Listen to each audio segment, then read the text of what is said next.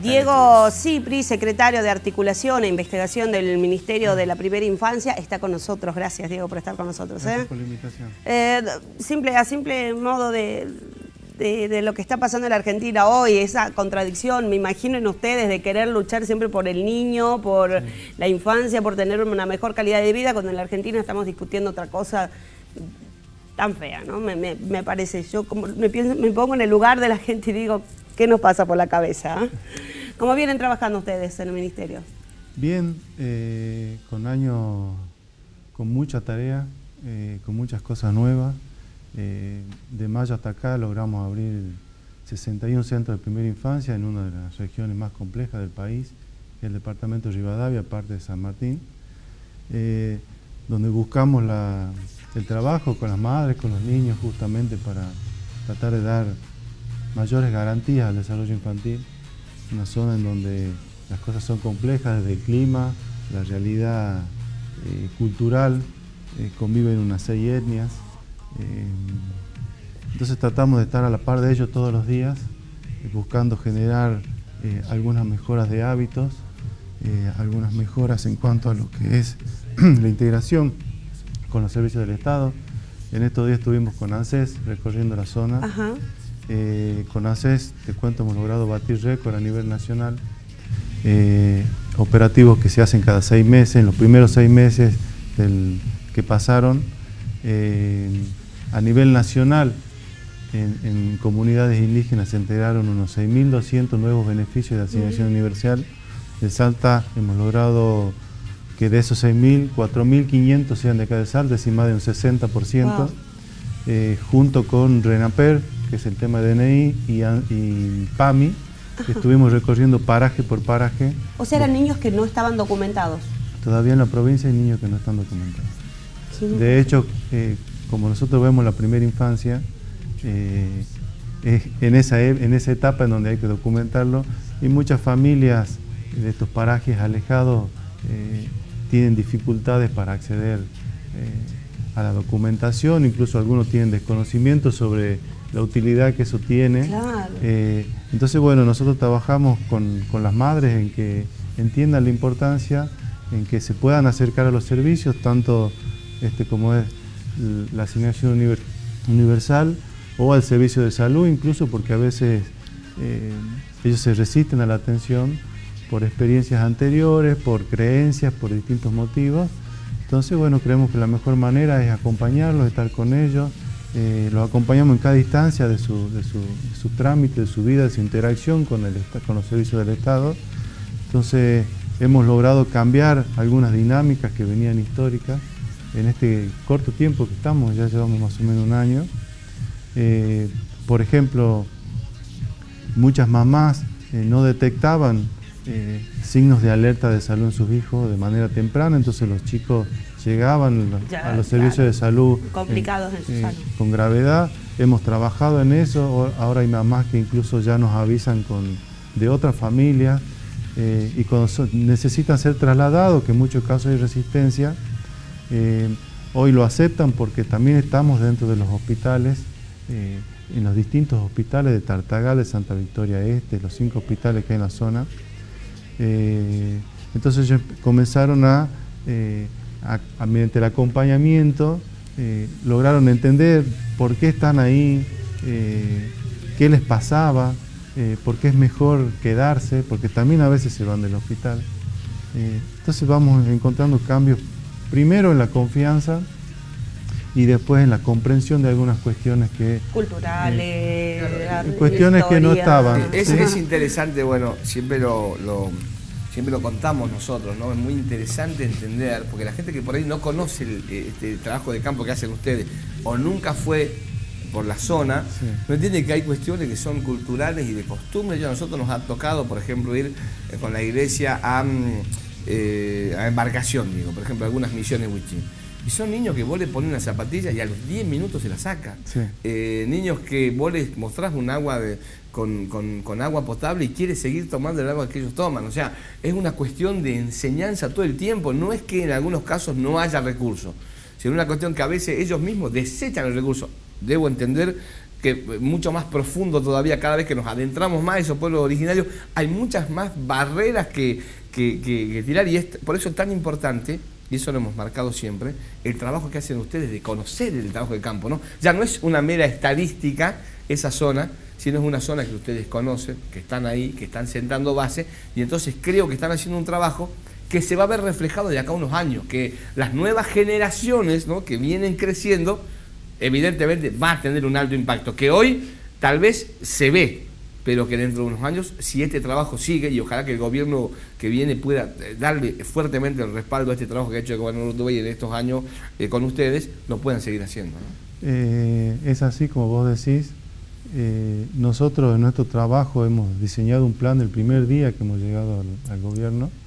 Hemos puesto prioridad en esta zona. En ese trabajo estaba previsto la apertura de los centros de primera infancia. Otra cosa que hicimos es, gestionamos ante la vicepresidenta y se invirtieron hoy creo que ya 1.500 millones de pesos en agua, cloaca y mejoramiento de viviendas en estas zonas, ¿sí? A veces en algunos barrios acá no tenemos, pero allá estamos llevando eso. Y aparte hemos facilitado y impulsado la instalación de distintas organizaciones sociales y universidades en el trabajo en el campo. Tremendo lo que hicieron con el agua, con una de las organizaciones. Sí, allí, con la fundación de Julian Weich, que es Agua Segura. Agua Segura. Estuvimos trabajando. También trabajamos con la Cruz Roja, con UNICEF, con un montón de fundaciones, con Patapila, incluso con CONIC, que ahí está un poco cuestionado. Muchas fundaciones que están... Desde que llegamos hasta hoy hay una dinámica muy diferente. La provincia ha puesto una prioridad y una inversión muy importante en la zona, aunque a veces uno va y si es la primera vez que va, piensa, dice, acá... Falta tanto, alcanza, ¿no? ¿no? Pero hay tanto que sucedió. Claro. Y todo es difícil porque a veces uno intenta algo bueno y el resultado no es lo que uno espera. Uno hace una ruta y aparecen cosas que uno no esperaba que aparezcan. Pero bueno, la provincia tomó una determinación seria del trabajo y coincido con vos que espero que esta decisión, que es el primer ministerio en Latinoamérica que existe sobre la primera infancia, se mantenga y se amplíe. Hay muchas provincias, incluso hoy hasta el gobierno nacional de Colombia está copiando parte de las cosas que nosotros... ¿Han estado allí? ¿Cómo fue la experiencia? Sí, hace 1 año y medio fuimos a Colombia invitados por el BID. Nos recibió distintos organismos de presidencia de Colombia. Wow. Nosotros le mostramos nuestro modelo, incluso escribimos un libro sobre el modelo, dentro de poco lo vamos a mostrar. Ellos les interesó mucho. Colombia es uno de los pilares en cuanto a trabajo social en Latinoamérica, junto con Chile, por lo que para nosotros es un orgullo contarlo. Y hace pocas semanas estuvimos implementando ya parte de ese modelo en un sector que es parecido al departamento de Rivadavia, que es La Guajira, un lugar icónico en Latinoamérica. También tiene la comunidad guayú, es similar, y quedaron sorprendidos de cómo funcionó en la primera etapa nuestro modelo de trabajo, lo cual nos mantiene un poco orgullosos, pero bueno, también es síntoma de que lo que venimos haciendo en la provincia es bueno. Sí, el reconocimiento de países que son pilares en esto nos reconocen, es porque estamos, creo, en buen camino. Ahora, Diego, qué desafío el de ustedes, ¿no? El hecho de la mayoría técnicos en la materia, o sea, estudiosos con respecto a esto, pero el trabajo de campo, ¿no? El líder te genera un vínculo que muchos a veces no lo recomiendan, porque bueno, el vínculo a veces te ata demasiado a las cosas que uno tiene que hacer, Sí. Pero nosotros, insisto, conocemos un poco la zona y hemos visto los vínculos que han generado ustedes, que es la relación esa de confianza, como usted decía, ¿no? Hay gente que se lo atiende y abandona el tratamiento porque no tienen confianza, hay gente que se los interna en un hospital y se van solo porque no tienen confianza, hay gente que tienen hasta miedo de apretar ese botoncito para que los vengan a atender y prefieren creer en lo que ellos creen para que esa persona se sane, y hoy ese vínculo de confianza que ustedes han generado con el originario permite que haya mucha más asistencia en esa zona. Sí, es un esfuerzo que hacemos muchos ministerios, todos los ministerios hacemos el esfuerzo, pero también no es solo de la dinámica de ellos, sino de la dinámica nuestra, la transformación que se está llevando adelante, porque a veces uno no se da cuenta y el encuentro entre culturas, el encuentro entre etnias,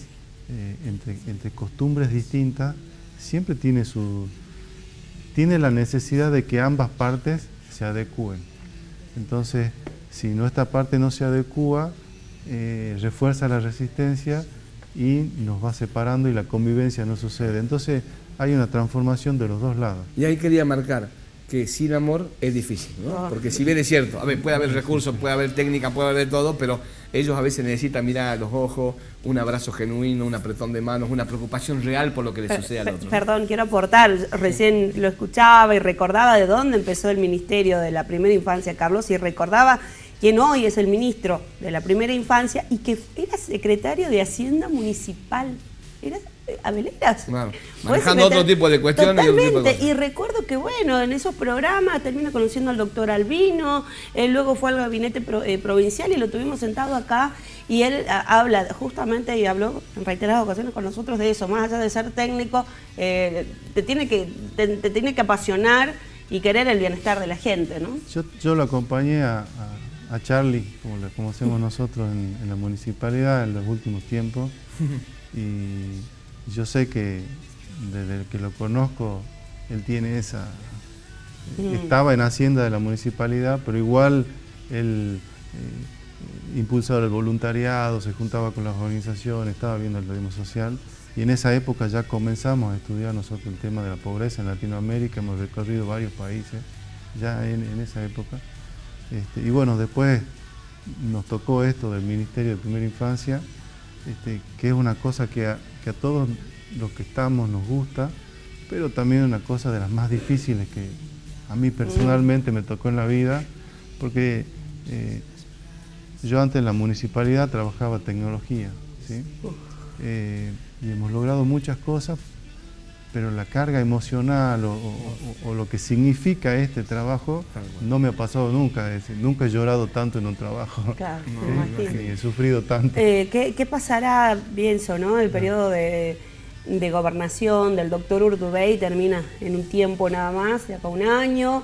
Vendrá un nuevo gobierno, se seguirá con esto, la persona que venga, que pueda tener esa misma pasión, amor, entendimiento de lo que el gobernador Urtubey ha dicho a nivel nacional, y fue, miren, yo me enojé un día, no puede ser tan tarada la gente ni los colegas de Buenos Aires de haberse burlado con lo que él dijo. Se puede prevenir desde la tecnología. Si conocieran el trabajo de ustedes, habrían entendido a qué se refirió en esa frase, ¿no? Sí. Lo habrían entendido. Y yo digo, ¿qué es lo que va a pasar de ahora en adelante? ¿Qué es lo que ustedes están dejando para el próximo gobierno? Sí, nosotros estamos, lo principal que buscábamos con la creación del ministerio y cuando nos llamaron a nosotros, es marcar una línea e intentar que se mantenga. Por eso hemos establecido relaciones con instituciones grandes, organismos grandes, lo cual, porque lo que tiene que mantener esto no son los gobiernos, sino la sociedad. Totalmente. No se saca lo que la sociedad no quiere que se saque. Entonces yo creo que a esta altura de la vida, ya en el mundo, esto es un impulso que creo que es inevitable. Entonces, en el próximo, esto va a seguir, esto tiene que seguir. ¿Por qué? Porque si vos te fijas para atrás, nosotros como sociedad nos hemos olvidado, o como Estado, de uno de los momentos más importantes de la vida en donde el ser humano se conforma prácticamente en un gran porcentaje, en donde empiezan las oportunidades de vida, en donde empiezan las oportunidades de muchas cosas. que son los primeros momentos de la vida, desde el embarazo hasta los primeros años. Y para eso, si vos te fijas en políticas públicas, hay muy poco, casi nada. Si vos, te pongo un ejemplo, nadie te enseña a vos a cómo desarrollar mejor a una persona, que de eso se trata la crianza. ¿Sí? Uno que hace, repite historias familiares, sí, más alguna información que va manejando. Va aprendiendo en el camino. Va aprendiendo en el camino. Ahora, eso también marca tu suerte porque vos tuviste suerte de nacer en cierta familia. Hay personas que no la tienen. Claro. ¿Sí? Entonces, sobre eso es lo que hay que trabajar. Porque si esa oportunidad inicial no está, las oportunidades futuras se achican, ¿sí? Se acercan. El futuro se hace más corto. Totalmente. Y eso es lamentable, eso no es justo. Muchas veces hablamos, es cierto. De hecho, nadie elige nacer en la familia que elige, ¿no? Nadie elige nacer en abandono, nadie elige nacer en hogares, nadie elige que tu mamá te abandone cuando sos niño, tu papá. Y entonces es ahí donde el futuro se va achicando, ¿no? Donde ya no tenés un abanico de posibilidades, sino ese abanico a veces se transforma en la única posibilidad. Y entonces uno cuando conoce a la gente, lo primero que hace es prejuzgar lo que sucede, pero cuando conoces la historia, te das cuenta de dónde viene todo lo que te pasa cuando tenés 25, 30, 40 años, ¿no? Y es cierto. Diego, la verdad que es un placer poder recibirlo. Nosotros, esta temática nos apasiona. Creemos firmemente de que estos niños y que la juventud es la respuesta que esta sociedad necesita, ¿no? Un mundo cada vez más mugroso, más difícil, más complicado.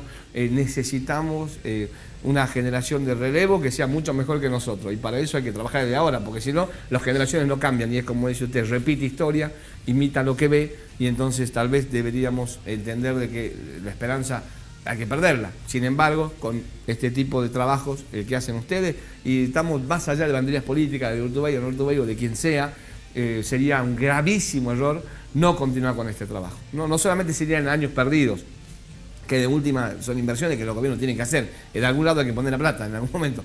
Pero sería cortarle otra vez esa luz que muchos niños y adolescentes están viendo a partir del trabajo de ustedes. Entonces creo que sería un error gravísimo, y lo vamos a seguir invitando a lo largo del año para que nos sigan contando cómo van trabajando, y cuando nos puedan invitar a acompañarlos a un trabajo de campo, llevar una camarita y darle difusión a lo que ustedes hacen. Siempre recibimos los informes que hacen, pero a nosotros nos gustaría poder ver el trabajo de campo y qué más, ¿no? Informar a la gente las cosas que se hacen, porque creo que es buenísimo el trabajo que hacen y que la difusión es importante para que la gente siga creyendo en estos sistemas que en algunos casos, en la mayoría para mí, y en el de ustedes especialmente, han dado resultados excelentes porque conocemos el trabajo que hacen. Así que gracias por visitarnos, Diego. Muchas gracias a ustedes, y cuando gusten están invitados, hacemos un paseo. Vamos a articular algo para acompañarnos, claro que sí. Vamos a la pausa, Emilia, ¿no? Bueno, dale, listo, sí, porque 8:20, una pausa y después tenemos un montón de información para repasar. Nos quedan todavía 30 o 35 minutos del programa. Dale, chao, gracias.